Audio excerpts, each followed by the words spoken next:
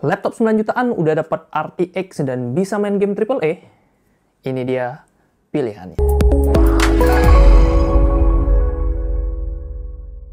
Yo guys, Seragadget bersama Rah Krisna di sini, dan kali ini kita akan ngebahas laptop 9 jutaan terbaik yang teman-teman bisa lirik di awal tahun 2025.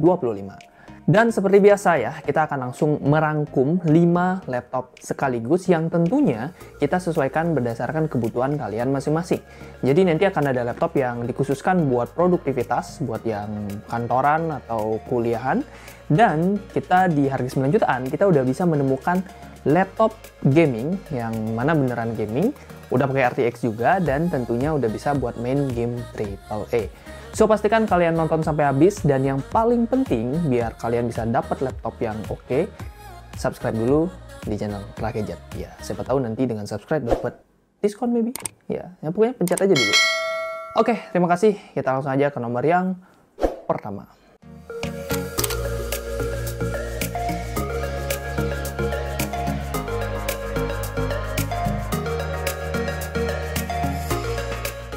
Laptop 9 jutaan terbaik awal 2025 dibuka oleh Axio Pongo 725. Lagi dan lagi, Pongo jadi rekomendasi.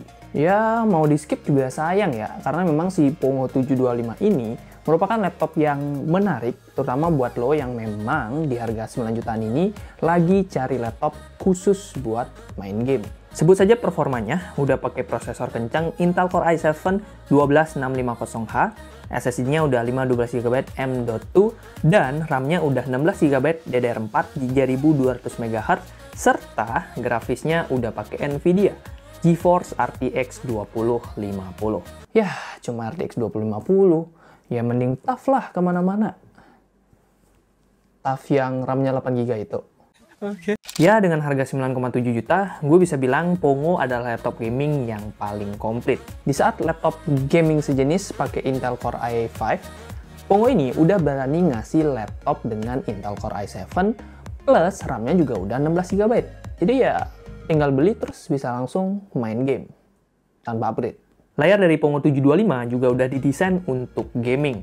15,6 inch IPS Full HD dengan refresh rate mencapai 144 Hz. Udah cocok banget buat dipakai main game kompetitif kayak Valorant atau Dota 2. Kalau dipakai editing, oke nggak bang? Ya, secara performa tentu udah oke banget ya. Cuman dari sisi layar, secara akurasi warna, jujur belum begitu oke buat editing profesional. Soalnya color gamutnya ini masih di sekitar 63% sRGB. Cuman sebenarnya solusinya simpel banget ya, tinggal beli monitor aja kalau ada duitnya. Oke. Hal menarik dari Pongo adalah bobotnya yang cukup ringan untuk kelas laptop gaming. 1,99 kg dengan tebal 2,27 cm. Baterai 54 Wh-nya sendiri juga bisa bertahan sekitar 4 jam pemakaian. Terus portnya ini juga udah lengkap dan kekinian.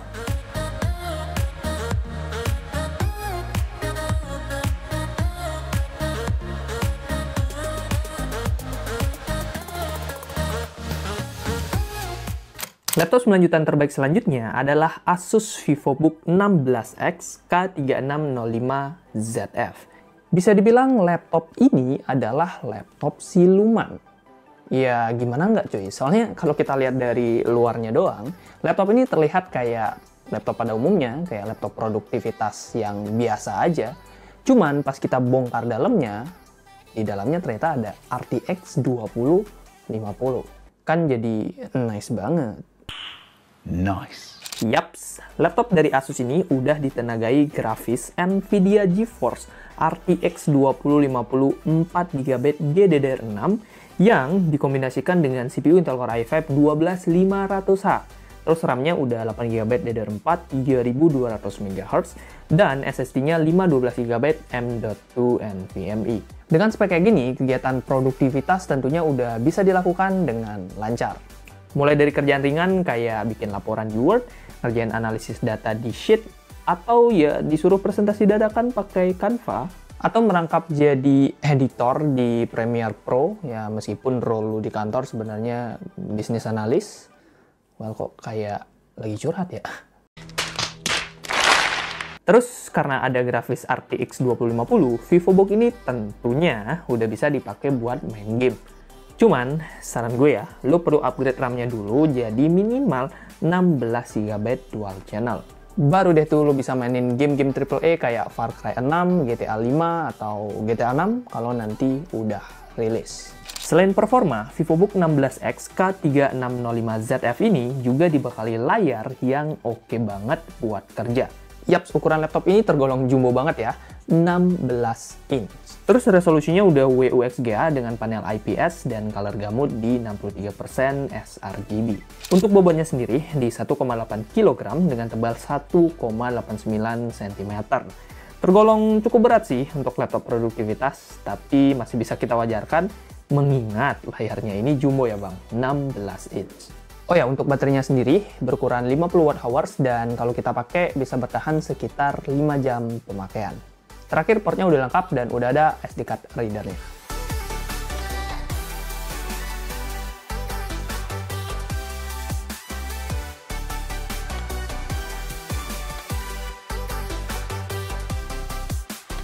Laptop lanjutan terbaik awal tahun 2025 yang ketiga adalah Infinix InBook Air Pro Plus. Laptop yang digadang-gadang bisa jadi pesaing dari MacBook ini adalah salah satu laptop atau bahkan bisa gue bilang laptop editing terbaik di harga 9 jutaan. Gue bisa bilang kayak tadi karena ada 3 faktor utama. Kita bahas dari yang pertama, yaitu layarnya. Air Pro Plus dibekali layar yang editing friendly, 14 inch, panelnya udah OLED, dan resolusinya ini udah 2,8K. Serta color gambutnya mencapai 100% sRGB. Ini mah layar impian segala kaum mendang-mending. Nice. Well, memang sebagus itu cuy. Kombinasi panel dari OLED, resolusi tajam, dan warna akurat tentu bakal jadi layar andalan buat berbagai kegiatan kreatif. Mau itu desain grafis, video editing, ataupun AI editing. Faktor kedua, performa. Yes, InBook Air sudah dibekali spek mumpuni dan terbarukan. CPU-nya pakai Intel Core i5 1334U dengan Iris Xe grafis, RAM-nya udah 16GB LPDDR4X dual channel onboard, dan SSD-nya 512GB M.2 NVMe. Ya, kalau udah begini mah ngedit video Full HD bahkan 4K pun juga udah bisa dengan lancar. Kalau buat dipakai ngerjain tugas kayak bikin laporan atau presentasi juga udah no worry. Nice. Oke, faktor yang ketiga adalah ergonomis.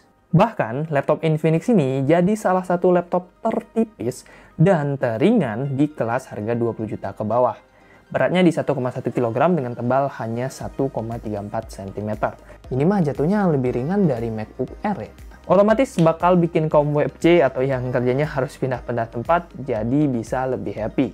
Apalagi baterai 57 Wh-nya bisa bertahan hingga 8 jam pemakaian. Beh, makin mantap nggak tuh? Last but not least, portnya ini udah lengkap dan up to date.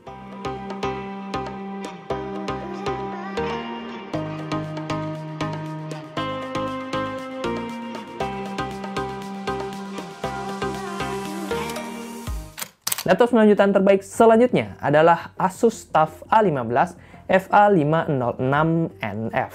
Bang, bukannya tadi lo singgung laptop ini ya?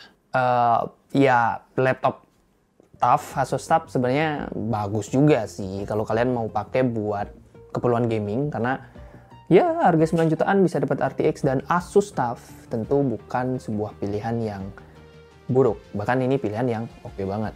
Untuk performanya sendiri memang sedikit kalah dari Pongo, tapi masih oke banget buat harga di 9 jutaan. Ya, CPU-nya ini pakai AMD Ryzen 5 7535HS, terus kalau ngomongin RAM, udah pakai RAM 8GB DDR5 4800 MHz, terus SSD-nya udah 512GB M.2 NVMe, serta grafis sudah pakai GeForce RTX 2050 4GB. Speknya ini tergolong gaming banget ya, tinggal nanti ada satu PR aja yang perlu lo ingat, yaitu lo perlu upgrade RAM-nya menjadi ya minimal 16GB dual channel, baru deh bisa main game dengan optimal. Karena perbedaan performa di RAM 8GB single channel dengan 16GB dual channel akan sangat jauh. Bahkan kalau kita cek bisa sampai 30-50% menurut review-review di YouTube. Cuman kalau main Valorant RAM 8GB juga aman sih. Selain performa, Asus TUF A15 juga udah dibekali layar yang gaming banget. 15,6 inch IPS Full HD dengan 144 Hz refresh rate serta color gamut di 63% sRGB. Lagi-lagi ya, karena ini adalah laptop gaming, jadi layarnya udah asik banget buat kebutuhan gaming. Cuman ya kalau buat kebutuhan editing, secara layar memang belum oke. Masih lebih oke laptop di nomor 3 tadi. Urusan ergonomis, Asus TUF A15 memiliki bobot 2,3 kg dengan tebal 2,28 cm. Ya sebenarnya ini tergolong cukup berat sih, cuman karena ini laptop gaming jadi nggak airan aja sih. Terus baterai 48 Wh-nya juga nggak bisa dibilang awet, tapi ya bisalah bertahan sekitar 3 jam pemakaian. Yang terakhir, portnya udah lengkap, meskipun sayang banget belum ada card readernya.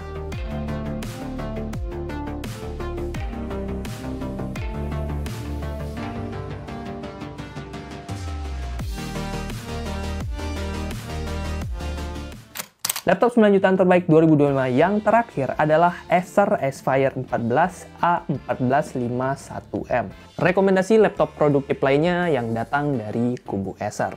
CPU-nya udah pakai Intel Core i5 120U atau 120U dengan grafis Intel Iris Xe Graphics, RAM-nya 16GB LPDDR5 dual channel, dan SSD 512GB M.2 NVMe. Sebuah kombinasi handal untuk menerjang segala aktivitas harian. Nah, secara performa sendiri, laptop ini tidak kalah dengan laptop nomor 3 tadi. Dipakai ngedit video juga udah bisa banget ya, berkat prosesor dan grafis baru yang dipakainya ini.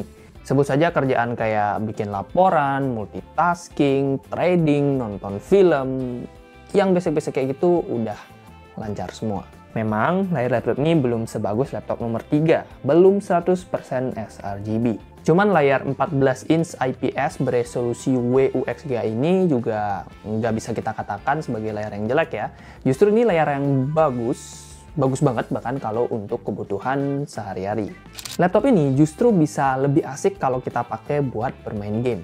Pasalnya, grafis Iris Xe-nya ini punya 96 execution units atau EUs, yang mana ini lebih kencang ya dibandingkan Iris Xe pada umumnya, yang kalau nggak salah biasanya hanya punya sekitar 80 EUs. Otomatis pengalaman gaming juga jadi sedikit lebih kencang. Bisa deh tuh main game favorit kalian, mau itu Valorant, GTA 5, atau Black Myth Wukong dengan lancar. Mantap. Nah, buat lo yang doyan bepergian, Aspire 14 memiliki bobot yang cukup ringan di 1,5 kg dengan tebal 1,88 cm.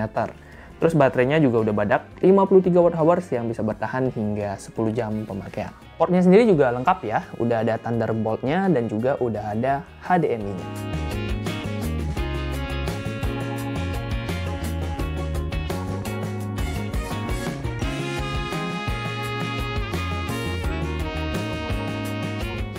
Yo guys, itu dia 5 laptop yang kalian bisa beli di harga 9 jutaan buat awal tahun 2025.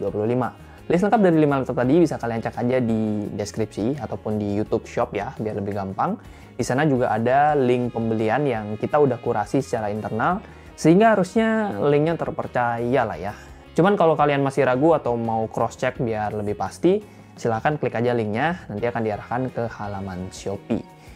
Oke, buat teman-teman yang masih ada bingung ya, sehingga masih ada pertanyaan, ataupun kalian ada kritikan, saran, apapun lah ya yang menurut kalian bisa diimprove dari Ra Gadget, bisa kalian drop juga di kolom komentar. Mari kita berdiskusi secara sehat, dan yang paling penting, jangan lupa subscribe dulu. Oke, terima kasih. Kita lanjut aja ke video selanjutnya.